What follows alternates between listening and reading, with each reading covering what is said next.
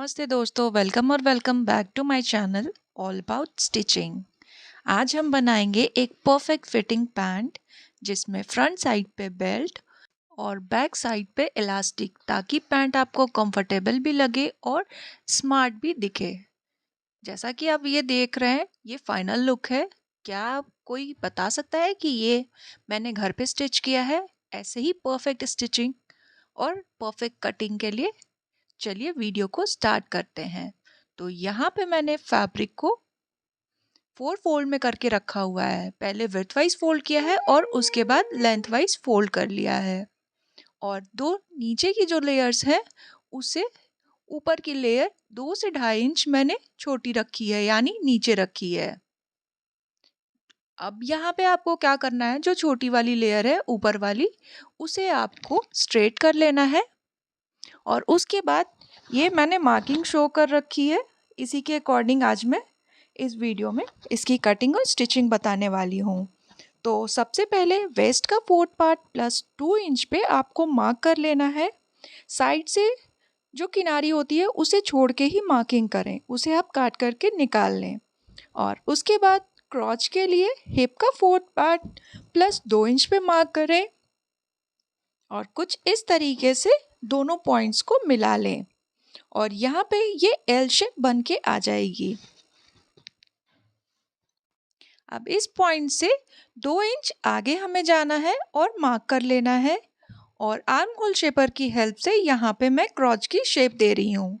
आप free hand भी shape दे सकते। अब हमें लेंथ की मार्क करेंगे।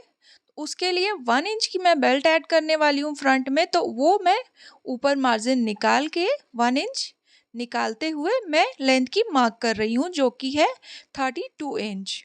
मैं इसी में फोल्ड करूँगी, तो उसके लिए मैंने 2 इंच और एक्स्ट्रा लिया है। आपको जैसी फोल्डिंग चाहिए, अगर चौड़ी चाहिए तो आप इससे ज़्यादा भी एक्स्ट्रा ले सकते हैं।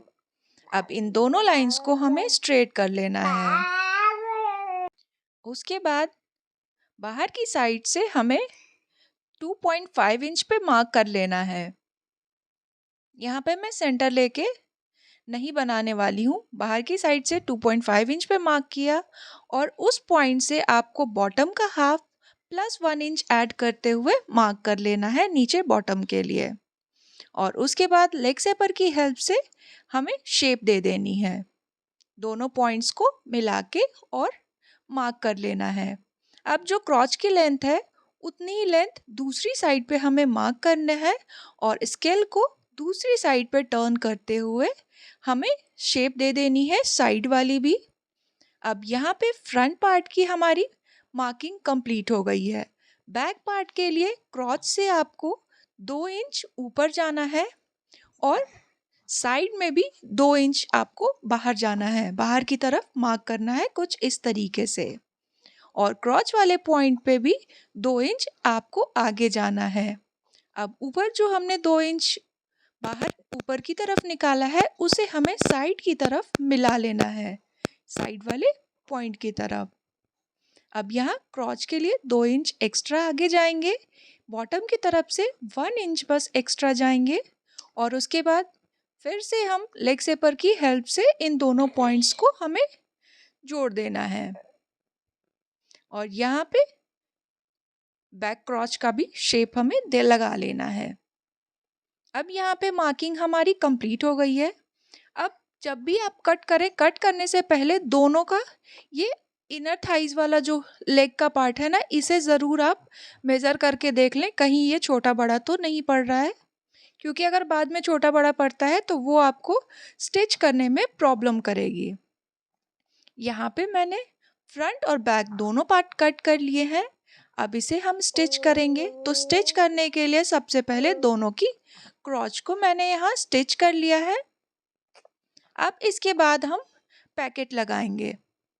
तो उसके लिए हमें फ्रंट पार्ट ले लेना है और राइट साइड के फ्रंट पार्ट का राइट साइड हमें पैकेट को अटैच करना है। अगर आप दोनों साइड अटैच कर रहे हैं तो कुछ आपको चेक करने की ज़रूरत नहीं है, लेकिन अगर आप एक साइड अटैच कर रहे हैं तो हमेशा पैकेट राइट साइड पे ही आपको अटैच करनी है। यहाँ पे ऊपर से 1.5 इंच पहले मार्क किया है और उस पॉइंट से मैंने 5.5 इंच पे मार्क किया है। यहाँ पैकेट मैंने पहले से कट करके रखा हुआ है, इसकी मेज़रमेंट आपको मैं शो कर दे रही हूँ। इसकी लेंथ जो मैंने रखी है 13 इंच रखी है और उस साइड से ये बंद फैब्रिक है और विड्थ है 6 इंच। ये डबल फोल्ड में मैंने फैब्रिक को लिया हुआ है और इस साइड से 1 इंच का मैंने शेप दिया हुआ है। अब जो नीचे वाला पार्ट है उसे हमें स्टिच कर लेना है रॉन्ग साइड पे और उसे राइट साइड पे टर्न करते हुए उसके ऊपर एक टॉप स्टिच लगा लेनी है, जिससे कि सिलाई अच्छे से बैठ भी जाए और मजबूत भी हो जाए, बाद में हमारा पैकेट खुले ना। इसे कंप्लीट करने के बाद इसके ऊपर हमें अटैच करना है पैंट के ऊपर। तो पैकेट का राइट साइड जो है वो ऊपर रहेगा और अंदर वाले साइड को हमें बाहर निकाल देना है, उसे हमें स्टिच नहीं करना है। पैंट के राइट साइड पे पैकेट का रॉन्ग साइड रखना है, राइट साइड ऊपर रहेगा।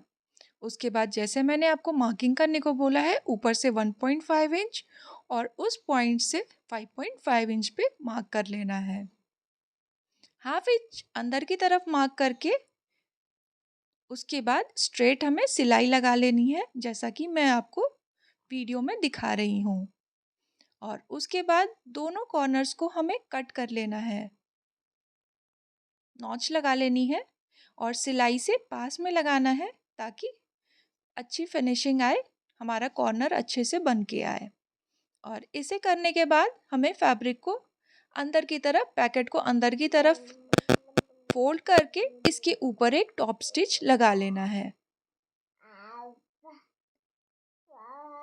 इसे लगाने के बाद हमारी पैकेट ऑलमोस्ट कंप्लीट हो जाएगी। ये सिलाई लगा लेने के बाद पैकेट का अंदर वाला पार्ट भी हमें बराबर से रख लेना है, कुछ इस तरीके से। अब ये साइड और ऊपर की तरफ से हमें स्टिच लगा के इसे सिक्योर कर लेना है। ये देखिए, ये जो हमारा ओपन वाला पार्ट है ना, उसे भी हम पैंट के साथ स्टिच कर लेंगे ताकि हमारा पैकेट बाद में मूव ना हो जब हम इसमें बेल्ट अटैच करें या फिर साइड्स में बैक पार्ट को अटैच करें। तो इसे हमें सिक्योर कर लेना है सिलाई लगा के।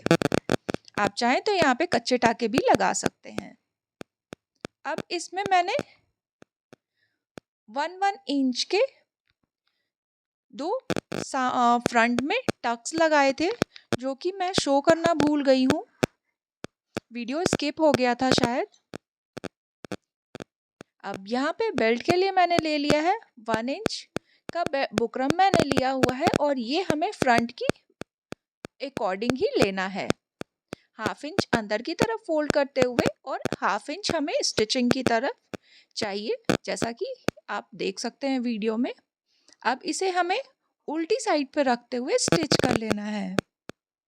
उल्टी साइड पे बेल्ट का सीधा साइड रख लेना है और स्टिच करना है ताकि फिनिशिंग अच्छी आए। इसे हमें बस सीधी नॉर्मल स्टिच लगा के इसे कंप्लीट कर लेना है। यहाँ पे ये मेरी बुकरम वाली फैब्रिक थोड़ी एक्स्ट्रा थी, वो मैं बाद में कट करके निकाल दूंगी। अब इसे क्या करना है, जो हमने फैब्रिक स्टिच किया है उसे अंदर की तरफ कर लेंगे और बुकरम वाला जो पार्ट है उसे हमें ओवरलैप करना है कुछ इस तरीके से, जिससे कि जो हमने पहले स्टिच लगाया है वो कवर हो जाए और सीधी सिलाई लगा के ये हमारा बेल्ट बन के रेडी हो जाएगा। ये हमारा बेल्ट अटैच हो गया। ये देखिए कितनी फिनिशिंग के साथ ये हमारा अटैच हुआ है।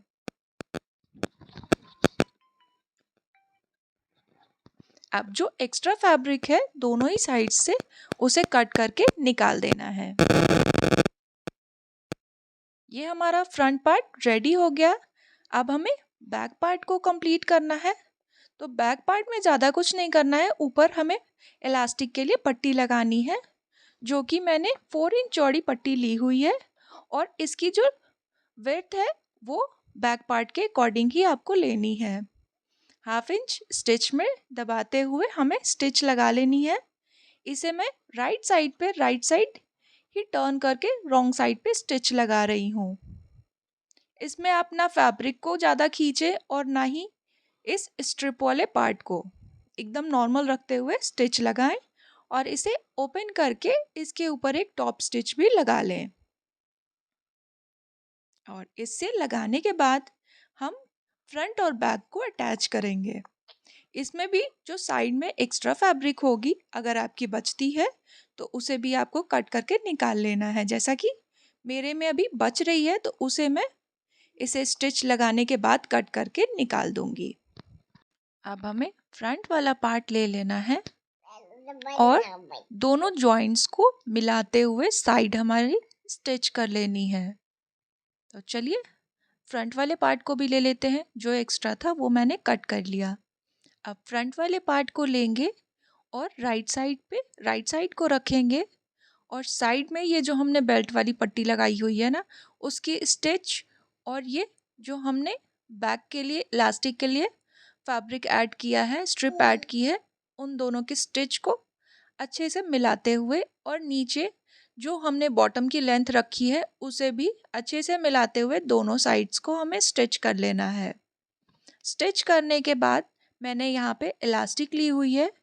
इसे आपको अपने वेस्ट के अकॉर्डिंग लेना है। वेस्ट का हाफ और उसमें आपको 4 इंच माइनस कर लेना है।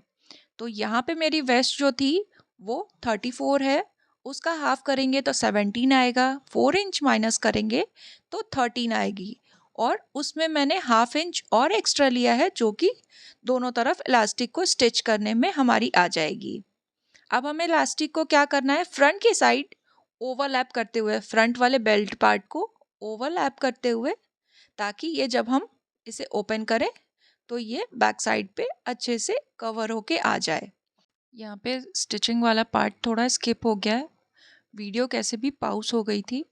तो अब इसे हम राइट साइड पे टर्न कर लेंगे और इलास्टिक को अंदर की तरफ रखते हुए फैब्रिक जो हमारी फोल्डिंग वाली है उसे फोल्ड कर लेंगे और हमें स्टिच कर लेना है, बंद कर लेना है इस पार्ट को।